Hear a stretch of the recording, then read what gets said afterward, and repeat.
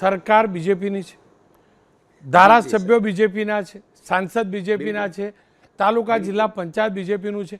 કેમ કોઈ બોલતા નથી? તમારા જ પક્ષના નેતા છે, તમે અવાજ ઉઠાવ્યો, તમે મૌન ન રહ્યા. કેમ બાકીના નેતાઓ તમારા પક્ષના બોલતા નથી? પક્ષની શીશનો ડર છે એટલે કે પછી સીધું કહું ને તો ભાગીદાર છે એટલે?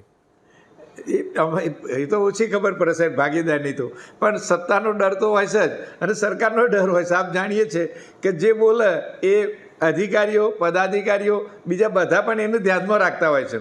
મોરી પણ મારે જ્યારે કલેક્ટરે એસપી વિરુદ્ધ લખવાનું થયું તો એટલો બધો હેરાન કરવામાં આવ્યો હતો મને કે જે આપ વિચારી પણ ના શકાય. એટલે ક્યાંક ને ક્યાંક બિચારા પદાધિકારીઓ બીતા હોય છે કે ભાઈ સરકાર વિરુદ્ધ કામ કરીશું તો આપણે મુશ્કેલી મૂકીએ, એટલે કોઈ નથી બોલતા. એવું મારું માનવું છે, ચોક્કસ નહીં, પણ એવું મારું માનવું છે. દીપસિંહ, હેરાન કોણ કરતું હતું? મને કહો, ભાજપના નેતાઓ હેરાન કરતા હતા?